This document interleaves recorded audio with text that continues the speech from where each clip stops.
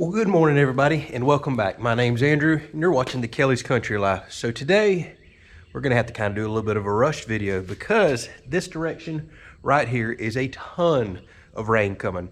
Looking at the radar, I think probably within the next 2 hours, we're getting hit. So I have brought all my tools out in the tractor bucket like I normally do, left it hooked to the tractor, and only brought my miter saw out. That way, if it starts raining, I jump in the tractor, throw my tools in the shop, and run this one saw up there because we're gonna get caught. There's just no way around it. My plans today were to build this last exterior wall so we can say the exterior walls are done. Now I know y'all are looking at this end and this end going, hey, the exterior walls are not done. That's because those are balloon frame walls. They're a completely different type of construction. I still have to go purchase stuff for them.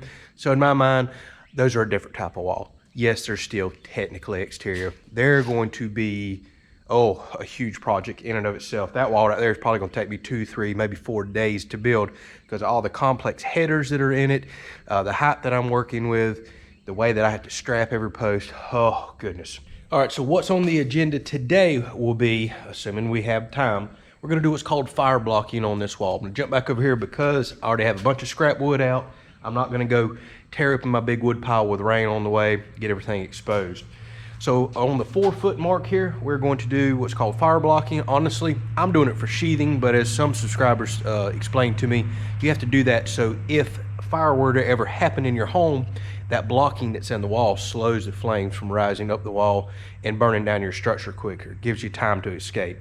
Makes sense, but ultimately, the reason that I'm having to put the blocking in is for my tie-ins for my sheathing. We're gonna go over and take a look at plans, and I'm gonna show you what's going on there. All right, so if you come over to my very wrinkled plans, boy, I've been rolling them up a lot. And look, right here is what we are most interested in. For the sheathing that goes on the outside, that's what we're gonna block for.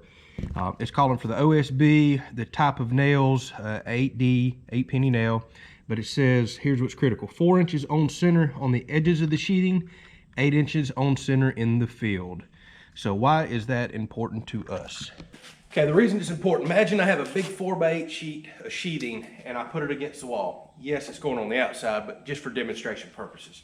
So if I were to just put it on the wall right here, say it stops here and here, I can nail every 4 inches all the way around that, no problem. I can nail all the way up top, all the edges 4 inches, no problem. Now, what you don't do is just put 8-foot piece of sheathing, 8 foot, 8 foot. You want to stagger it just like you do seams in the floor, tongue groove, pine, etc. It makes things stronger. So what'll happen is I'll have a big 8-foot piece of sheathing here, and then I'll rip 1 1/2. Have a 4-foot piece of sheathing here with an 8-foot on top of that to get up to 12 feet. So it's going to be staggered: 8, 4, 4, 8, 8, 4. You never want the seams to be exactly the same. Again, just for strength reasons. So what happens is if I cut a 4x4 sheet of sheathing, stick it right here. Now look, the top edge of it has nowhere to nail to meet code. Still got to be 4 inches on the edge of every single piece that I put up. So I want to get some blocking in here to really tie those edges in. Plus, when I put another piece of sheathing down, I really want to lock those edges in on that 8-footer that's got to go up now. Again, all edges have to meet that code. Now out here in the field is anytime it meets a stud, you space those out 8 inches. That's still pretty tight spacing, but it'll be very strong. But it's those edges is the reason that we need the blocking. And as a couple subscribers said, hey, that's called fire blocking too, and it's got a very specific purpose. So we're going to try to start putting some of that in today. It's the quickest thing I can think of in case we get run out of here by the rain. Also on today's episode, I've had quite a few viewers ask about strapping, header strapping. Did I ever talk to my inspector? That's a complication that we had on this window a while back. I got so many different views on how you're supposed to strap it. Yes, I did talk to him. He's got some suggestions on how he feels that it should be done. But let's just face it, there's a million different ways to do it, it seems like. So we're also going to cover that in this episode as well. So I know if I rip a sheet of plywood in half or OSB, it's going to be 48 inches. Because I want to rip it exactly half. It's 96 inches overall. So that's where I want to put my fire blocking in at 4 feet. So I'm going to make me a mark at 48 inches. And what I could do is go down every single stud doing this, but boy, that would take forever. So what I'll do instead is transfer this 48-inch mark to the inside and ultimately to the outside. and I'm gonna drive a nail in. I'll show you why. All right, so here is our line that we transferred. I'm just gonna lightly drive a nail in.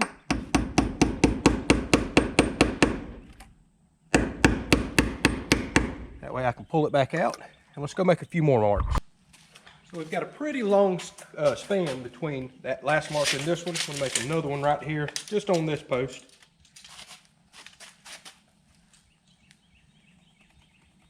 Same 48 inches. And I'm gonna drive another nail just beneath that mark. I'll explain in a minute.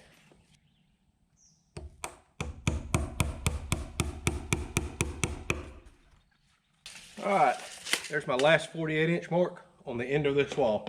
This is where I wish I had one of those laser levels, but I do not. All right, so if you're not familiar with this tool right here, this is called an Irwin chalk line or straight line. So what I just did is you fill this full of chalk and it's got a string in there. Shake it all up, get the chalk all over that string right there. And you do what's called snapping a chalk line. So you can transfer a mark down a long stretch like this, literally in a couple minutes, versus going and marking every single stud. Now because this is a 50-foot long run, that's the reason I stuck these nails in just beneath my line, right there, so that string can actually rest on that. Then I'll pull everything really tight, give it a quick snap, and it'll transfer a chalk line to all these studs. So the nail on the end was just so I can put that right over it. Now I can pull this string out and rest it right on that line.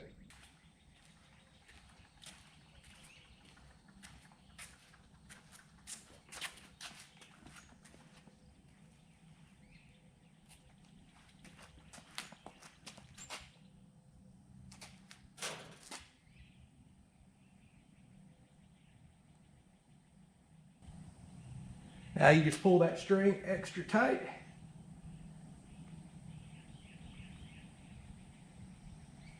Line it up with this mark right here and transfer it.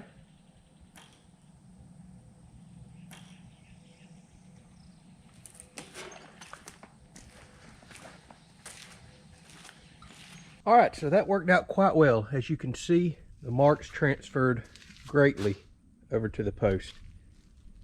There's a couple light spots, but I can still see by the eye what's going on.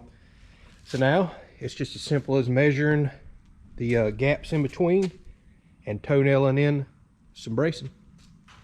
Also, while we're here, I did have a few viewers reach out and were concerned about, hey, I didn't see you level use in any of your videos, or the walls level. Yes, they are. We went over leveling these posts quite a bit. It was with either a 6 or 7 foot level, which I do not have, but the contractor did, and they were beautiful. So I'm just going to touch some random post, and y'all can kind of see here. Looks good. Looks absolutely perfect. Hard to see the bubble. You know what, let's go all the way down here and check these big tall walls too. This is where I really need like a 6 or 7 foot level, but look at there. I don't know if y'all can see that or not. Perfect. So they did a really good job of leveling these posts, and by me flushing the walls up to it, I mean, it's got the walls perfectly level. Now there are some posts, like right here. This is perfect. Flush both sides. But there are sides that stick out just a little, and a lot of people were really concerned about that. I am not as concerned about a tiny little bit of, oh my goodness, there might be, that ain't even an 1/8 of an inch. It's somewhere between a 1/16 and an 1/8 of an inch stick out right there. I am not concerned about that bowing a wall out at all. This is tongue and groove. No, actually, we'll be doing sheetrock in here, tongue groove on the ceiling. I assure you, sheetrock can eat that tiny little 1/16 or whatever it is up. Now, if we wind up getting a 1/4 inch spacing or somewhere on some of these posts over there, we may have that. I might have to do some sanding or feathering down. But what a lot of people aren't realizing is, if you were to tear your walls apart and look inside, you've got these straps that are required by code everywhere. Look at how far that sticks out. Y'all have got those behind your sheetrock at a lot of houses.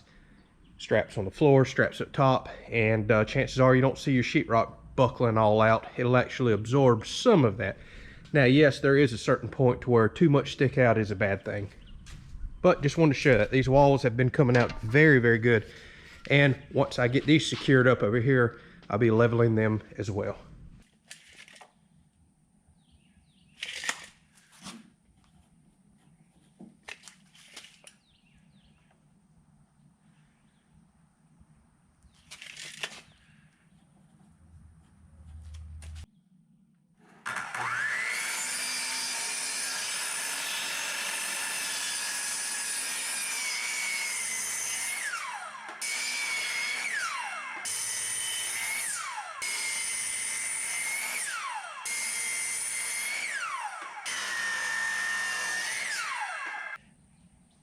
I tell you what, it makes me so happy to see this. I just picked this piece up and I thought, man, this is so heavy.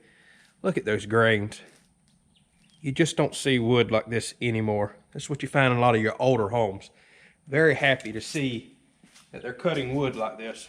But it must be because of the crunch, and they're out cutting some really good lumber.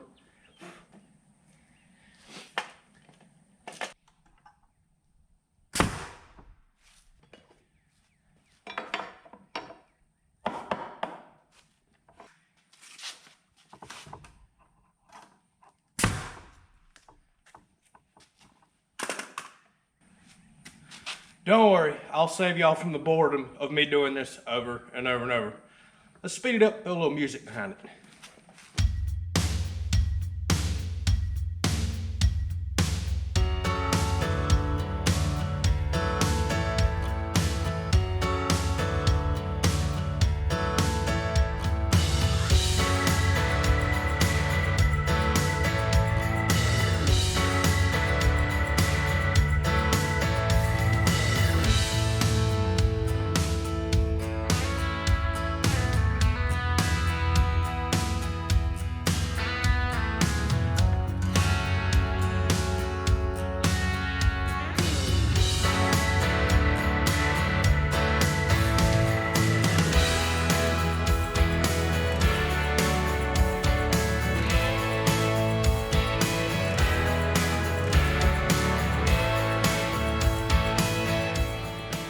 Well, I don't know if y'all can see on the tractor here, my old friend the rain has shown up.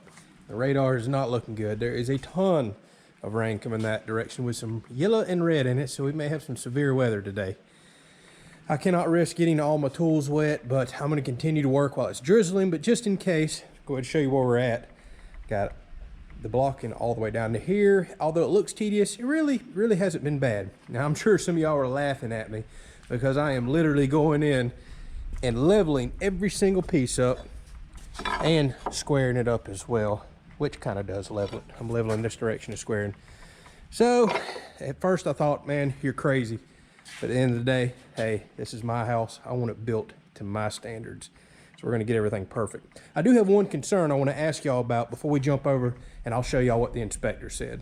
So I know there's a few people on the channel that has sheetrock experience. I need your opinion on this. The fire blocking states 48 inches, and I need it 48 inches for my outside sheathing. The outside edge of the concrete's not perfectly flat. Even though they put forming boards, it does this. So I'm not gonna put sheathing on the outside edge of this concrete. I'm gonna, if the concrete's right here, I'm stopping the sheathing right on the top edge since it does this number. So exactly 4 feet up once I rip a piece of sheathing in half, or say if I were to lay the sheathing horizontal like this, I need it to stop 48 inches dead center. So that's what I put all my blocking in for. The concern is when I move inside, because the walls are not built for 8 feet for sheetrock, we explained that in another episode, you want some big gaps at the bottom and some leeway in place so you're not having to cut down every piece of sheetrock. So if I come down from the very top plate where I will have attic rafters, it is 50 inches dead center of here. You got to keep in mind you're going to come down around 5/8 or 3/4 depending on what size sheetrock we go for the top. And that is putting, let's see here, that's putting 4 foot just above here. So what that means is the bottom piece of sheetrock, because I'm hearing you lay those horizontal, can actually screw in here. But the top piece, it's going to stop right up in here. There is no blocking essentially for the sheetrock. I jumped online real quick because I was like, crap, there is no way I can put this blocking.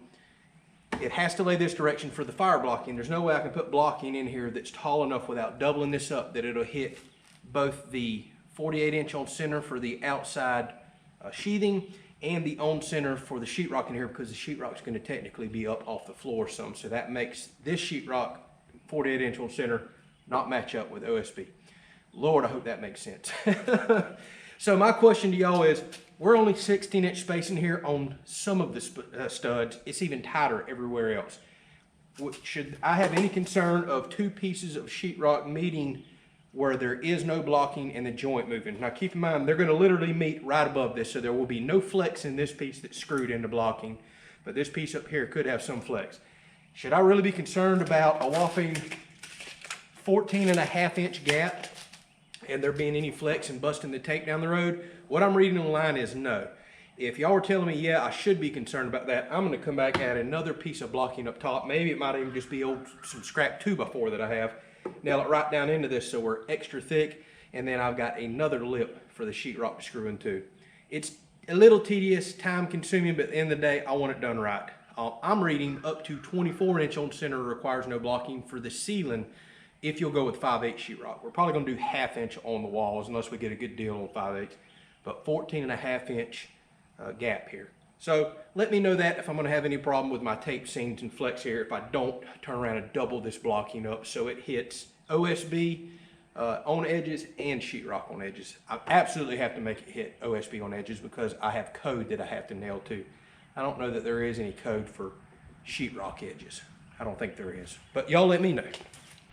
All right, so the big question that everybody's had, because I asked y'all a while back, was how on earth do I strap these headers? Because my plans literally say strap all window and door headers to jack studs, which is this stud right here, with LSTA 21s. That's a 21-inch light duty strap. I couldn't find them, so I went with a 24-inch medium duty strap.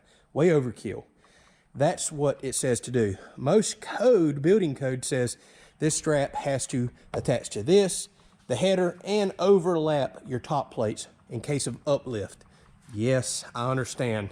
This is not a traditional house. There is zero uplift at all on these walls. I'm shocked I'm even being required to put straps in because there is no roof trusses attached to the top of the wall. So if the roof were to lift, it's not going to try to pull the wall up. The roof is attached to the posts. The posts are buried 5 foot in the ground in concrete and under a huge slab. That's where your uplift is going to happen.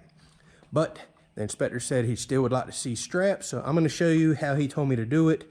And I'm kind of getting the vibe there is a couple of different ways that can be allowed. What I was shocked and surprised about was not my plans called just for this strapping, but the inspector called for additional strapping. So let me show y'all. All right, so I was a bit surprised when I called the inspector and asked about that strapping, and he understands it's a pole barn house. And let me go ahead and let y'all know some of the stuff that I'm running into. You're gonna have an issue if you build a pole barn house, most likely with, unless you have an engineer that does them all the time. My engineer was a bit unfamiliar with them, but he felt comfortable enough to do the plans. That's why I probably have some things that are above and beyond what would be required. Because I know a lot of y'all watch pole barn building houses like Ardar buildings, where they build barnuminiums and things like that. And you'll see that headers aren't even required over windows or doors because, again, the poles are all the load bearing. I thought that was going to be the case here. We've run into more overbuilt and codes than I was expecting. And I have two options here. I can either re-engineer, which we thought about, and having the plan specifically state none of this is required. That's big money and time. And I could also argue with the inspector saying, I don't need straps, I don't need all this stuff, there is no uplift on the wall. But you got to understand, I'm needing the inspector to come out here and okay things. I don't need problems because we have many, many months left of a house to build, and we didn't want the extra expense of re-engineering and the time. The re-engineering fee alone going with somebody else, although it would have probably saved us big money on the concrete. I'm glad the slab's overbuilt, but the money it would have saved us on strapping and headers, I'm probably money ahead to go ahead and overbuild this, spend a little extra money on wood and straps for what engineering fees cost, is what I'm trying to say. And then we didn't have all that time of waiting.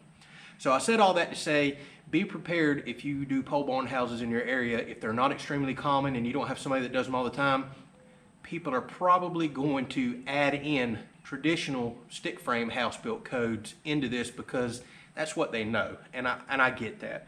This is one of those cases. So when I called the inspector and asked him about the strapping, he's like, He's like, well, what have you done? I told him, he's like, well, really code says this, but he understands it's a pole barn house. He said, just tell you what, do the straps this way, which I'm gonna show you in just a second. Then he turned around and asked, this is what caught me off guard. He says, are you putting your SP6s in on your king studs beside it? I said, no, plans didn't call for. This is an SP6. It goes underneath the bottom plate and attaches to studs. My plans actually do call for SP6s on every single stud on my balloon frame walls. I'm happy about that because I'm going to build those walls in place and raise the studs up once my bottom plate's already on the floor and these are there. That way I don't have to nail a bunch of studs in and try to raise a wall that's 16 foot to the ceiling. There's just no way. We'll get into that later. Balloon frame walls are going to be a whole nother animal. But he asked me if I had put these in. I said, no, plans didn't call for that. He asked me if I would put these in. So let me explain what this is right here. Let me get it nailed in. As you can see on these bottom plates over here, I've already went ahead and installed them. They go underneath the plate, nail to the outside, nail to the inside. Let me nail this one in and show you exactly how this ties in up top.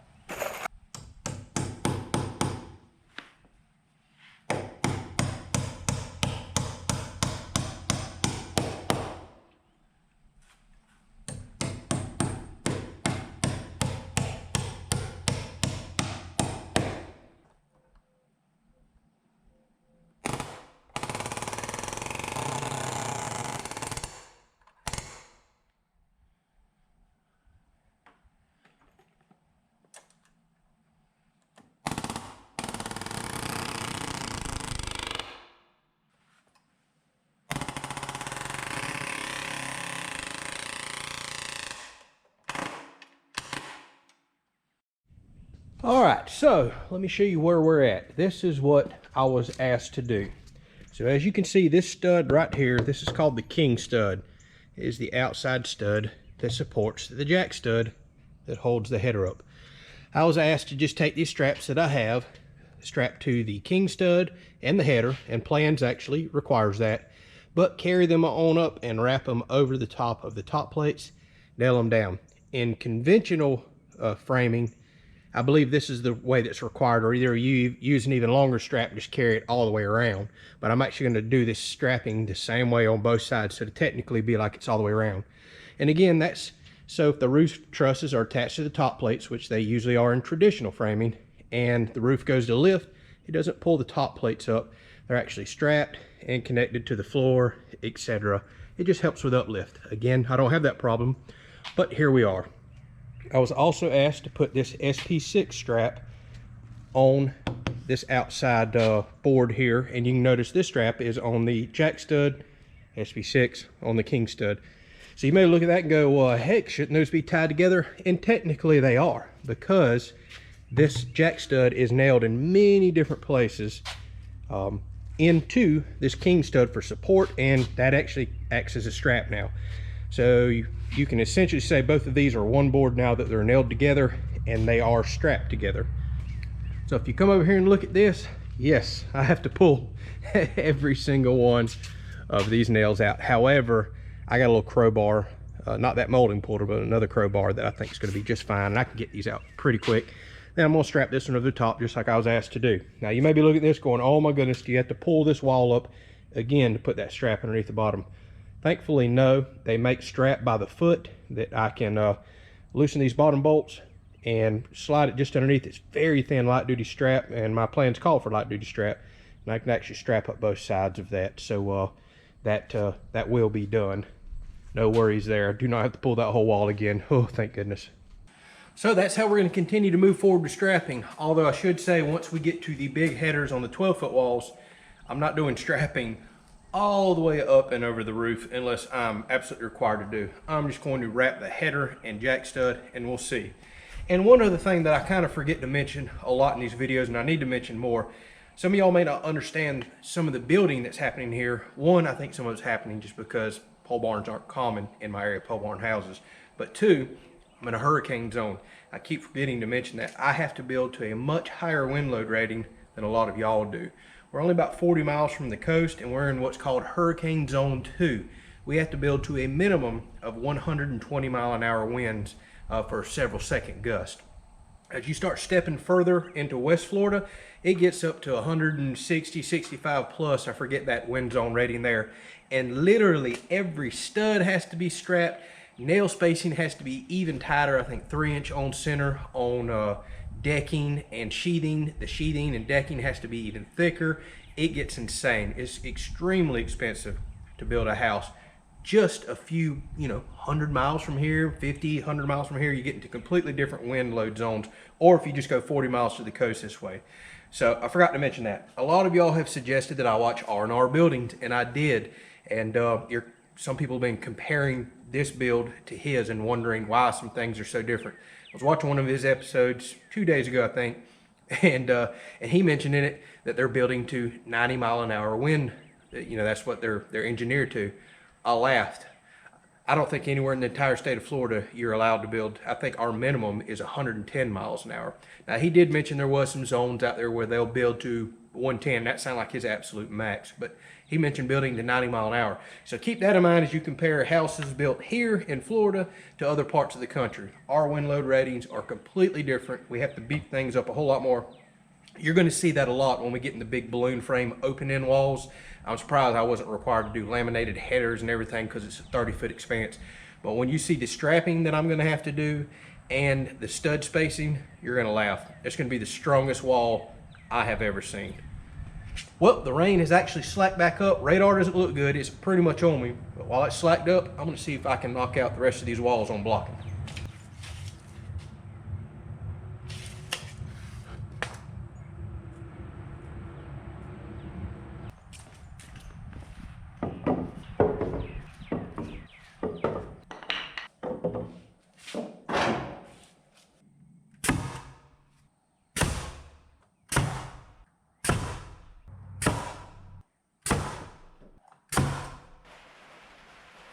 Well, as y'all can hear, the rain has showed up and starting to come in the shop. It was getting tools wet over here, so I had to pack it up and get it out.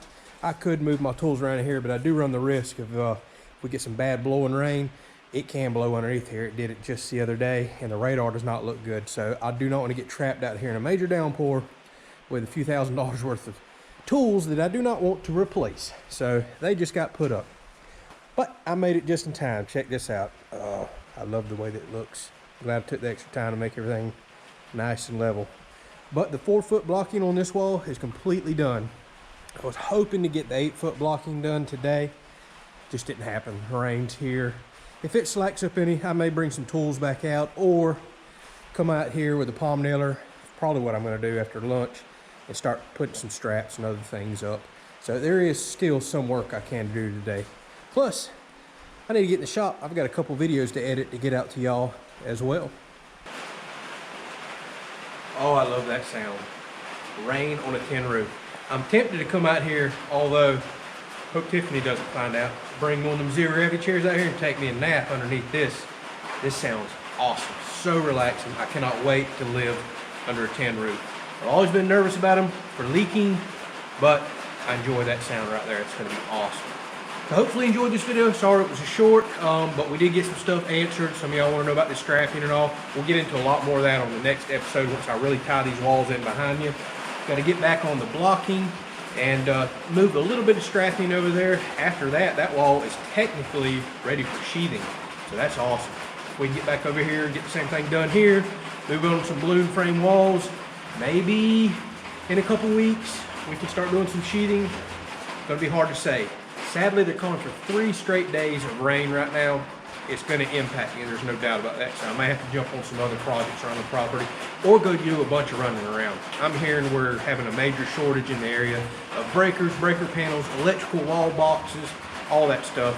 So I've already got a dedicated day to drive around. I may have to go to a couple of states, may have to go hit a couple different towns like I did for the nails and all. I can't catch a break. I just seen a lot of that stuff in stock, but I've already had a couple of contractors tell me that it's vanishing off the shelf. Actually, after lunch today, if it's raining hard enough, I may go hit some local hardware stores before I make that big trip here coming up in a couple of days. So thank y'all so much for watching. I'll keep you in the loop on everything. If you have any questions, drop them down there in the comment section.